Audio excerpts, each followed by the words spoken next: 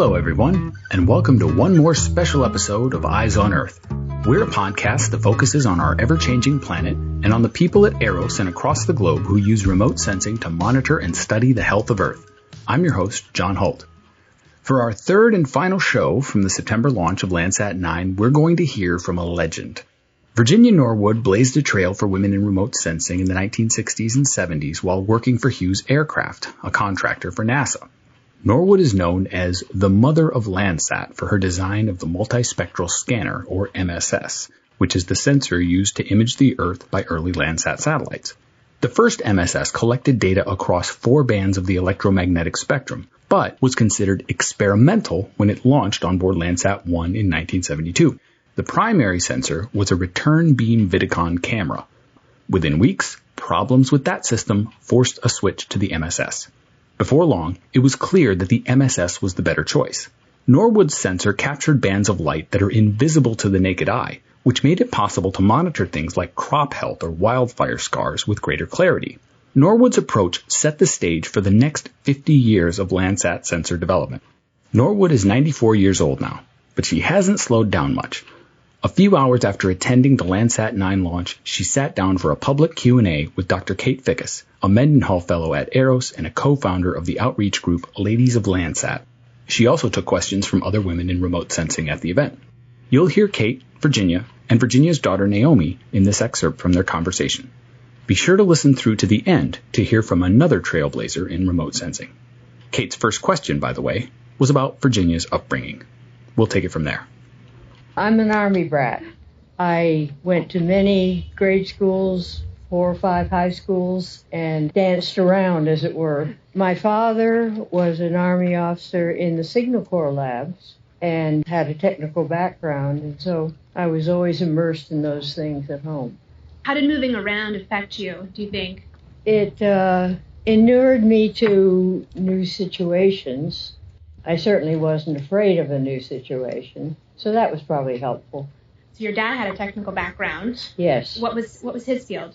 Physics. And did you enjoy talking physics with him? Oh, definitely. Yes. Yes. So was he an inspiration for you to go on later into your career? Oh, I would say so. How about your mom? She was sort of a late bloomer.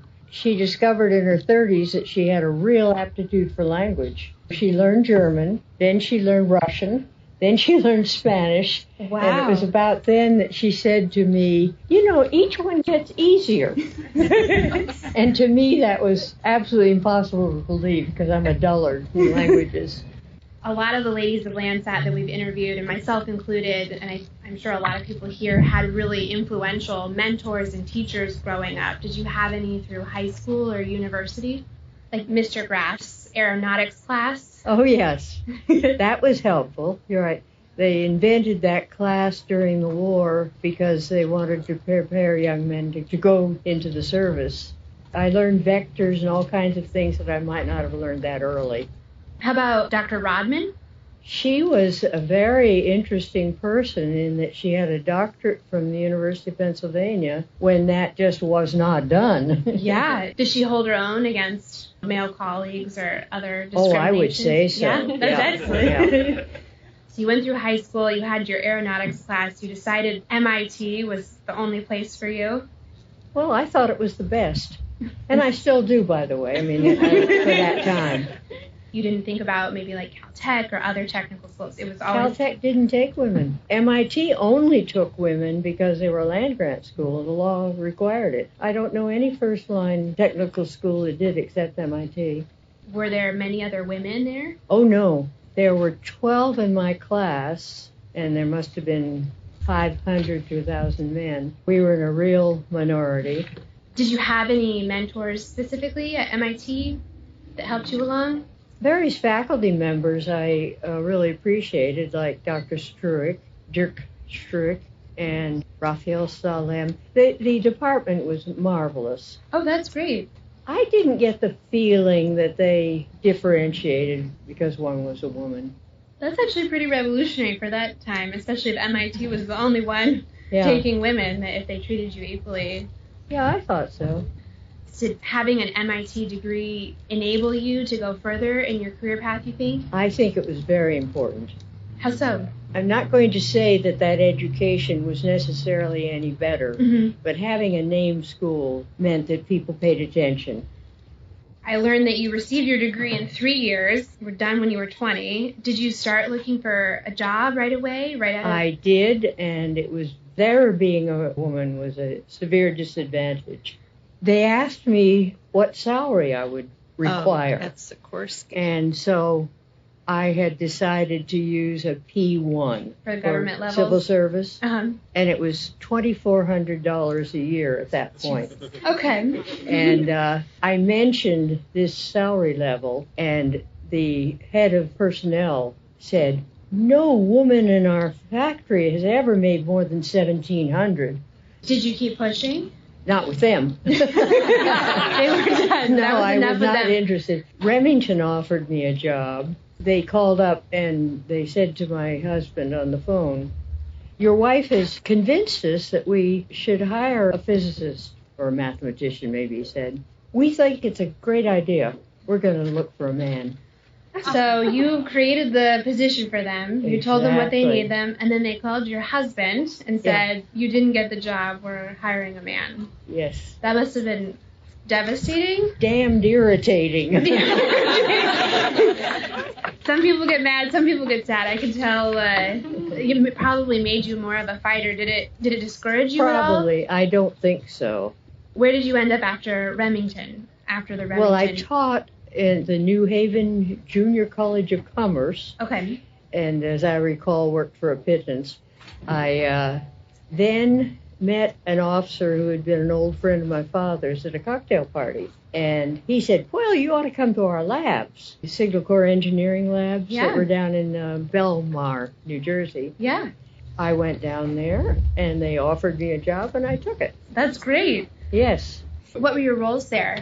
I first started in weather radar. I knew nothing about it except that I knew what a radio sonde was, and that was about it. And my first task was to devise a radar target that could be tracked at a higher altitude than what they had. So I have a Poner reflector, which I have a patent on. They were able to track it to 100,000 feet. Oh, wow. And the meteorologists, they really wanted that upper air winds. Must have been brand new technology at that point. Oh, yes. Yeah, and probably the beginning of modern meteorological satellites. Definitely. Yeah. And then, of course, Hughes later did the cloud mapper, but I didn't have much to do with that. But we're all glued into, we look at what the weather's going to be on our cell phones every morning, and it's impressive that you were at the beginning of that type of technology. And I imagine it was probably validating to be able to use your experience, even though you said you didn't have any in weather radar satellite, but I read and picked up stuff, of course. Of course. It makes me happy that finally someone took you seriously and we were able to get some really cool remote sensing technology out of that. Hughes was a great place to work. In those days, they gave everybody his opportunity to decide what to pursue. And, you had autonomy in what direction you might go? Exactly. At Hughes, did you feel discriminated against at all, or did you feel like you were regarded in the same way as your male colleagues? I thought I was properly treated. That's definitely. Excellent. I was the first woman who was a member of the technical staff. That must have been exciting. Yes. After Dr. Rodman, did you ever have another female mentor? Did you ever have any women above you? No. There were so few. So we can probably shift to what everybody. You've had at least 4 autographs here for the multispectral scanner. Did someone at Hughes assign you to work on MSS, or? No. I just heard people at Goddard were thinking about what you can do from space. They were so helpful in rounding up users, and also the USGS. Did you have free reign of your design? Did you have a budget that you had to stick to? My company, when they heard there was interest, gave me $100,000 and said, "Make a model." That's a pretty big chunk of change for back then. It sure was. And we flew the first prototype. Did you have an aha moment designing the MSS where you knew this was going to be revolutionary, using this type of technology from space? I was really surprised. I think I was as surprised as the users at how valuable the data turned out to be. That's wonderful. Yeah. You designed it first and then said, hey, this is pretty cool. And people were so proud when they had a new use. Were there technical challenges that came up during design or implementation? Calibration just hadn't been done. Yeah. And today they have so many detectors to contend with. I had 24. So you were involved with Landsat through Landsat 4. Were you able to transfer any of your technology or knowledge from multispectral scanner to the thematic mapper on the later Landsat? I designed the thematic mapper first. Okay. And we didn't have the weight allowance. We were only allocated a few pounds. Okay. And so then when the RBVs didn't give them the multispectral information they needed, they tossed them. And we got a better allowance. I had no idea. And then we could put the bigger one aboard. Once you got those later clearances. Mm-hmm. I didn't know that. So thematic mapper came first. MSS just happened to be. And then I downsized it. Huh, very interesting. It was really just a shrinking. Yeah. And fewer bands. Got it. They only had the 3 visible and the 1 near IR. Did you always know that MSS was going to be something special, or did you No, just kind of closed your eyes and hoped it would be? Well, I'd worked on a lot of different satellites, and no, I wouldn't have picked that one out as the winner, which it's turned out to be, by the way, among my other experiences. Your other technologies? Mm-hmm. I mean, I think that or the other satellites. it's the beginning of multispectral remote sensing in general, so I would say it's beyond a winner. I think everybody here would applaud the concept of putting the MSS into space. We just watched the launch of Landsat 9 back in 72. Could you have envisioned that we would be 50 years later still on the same Landsat mission looking at data continuity? I would not have. Why do you think that is? Because of the use and because of the users. You cannot exaggerate how important the users have been. Did you ever doubt your career path, or did you always know this is what you wanted to do? I always knew that was it. It was all I was good at. I highly doubt that. Do you think it was your dad that started that early bug in your ear about physics that I'm pushed you sure forward? he did. Do you have any advice for the women that are currently involved in Ladies of Landsat, or women in remote sensing, women in physics, women in computer science? I would say just keep abreast of your field. Keep learning. Don't ever think you're finished.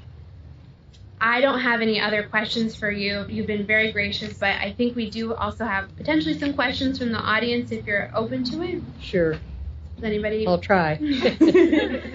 Anybody want to offer a question for Virginia? You were the first woman, you said, in the program at Hughes. Did other women come along, or was it a big gap for a lot of years? It's trickled very slowly. As I say, I was the first, and then years later we had about 5. I think it's just in the engineering fields alone we're now something like 48% in the country. So it's been a very slow growth. So what advice would you give little girls? What advice did you give Reva? Oh, dear. That's my granddaughter. She claimed that I gave her all sorts of advice, which I forgot. Learn fractions making cookies.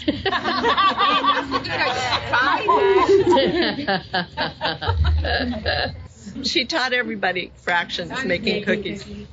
Well, I have discovered that people who say, I hate math, I've never been able to do it, never learn fractions. It's probably true.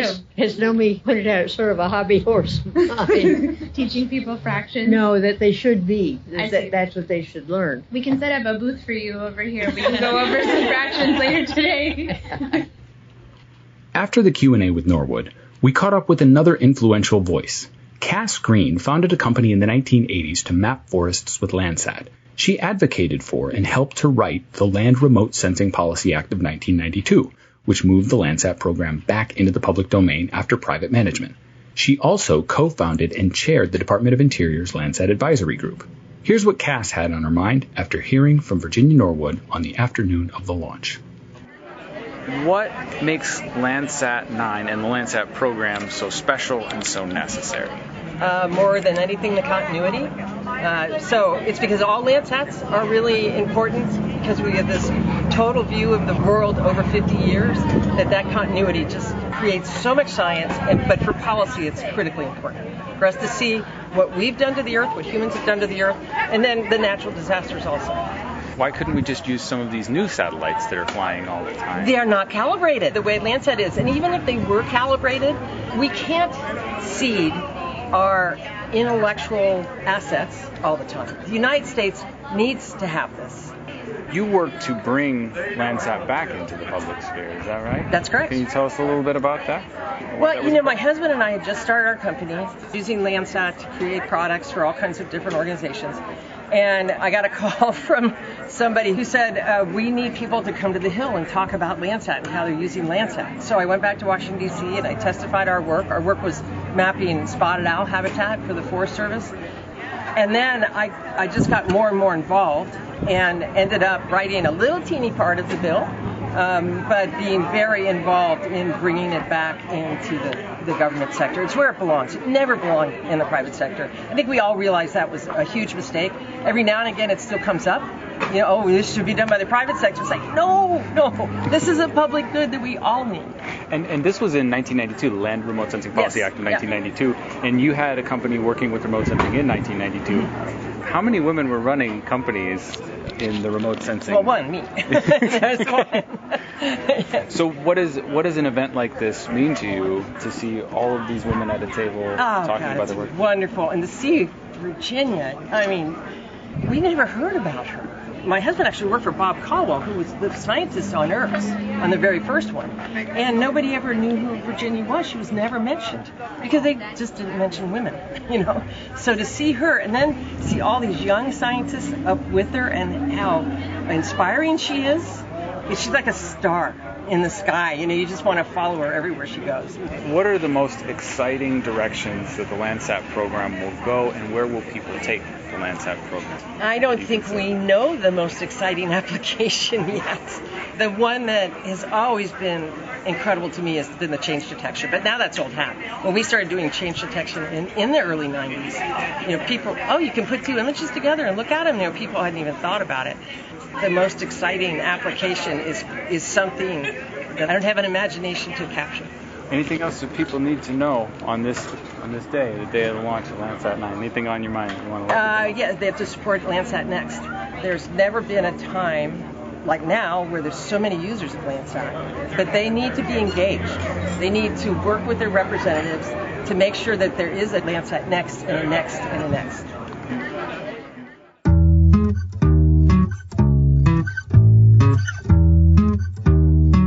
Thanks for listening to this episode of Eyes on Earth.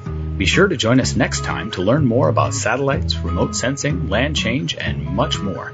You can find all our shows on our website. That's usgs.gov/EROS. That's USGS/EROS. You can also subscribe on Apple Podcasts or Google Podcasts. This podcast is a product of the U.S. Geological Survey, Department of Interior.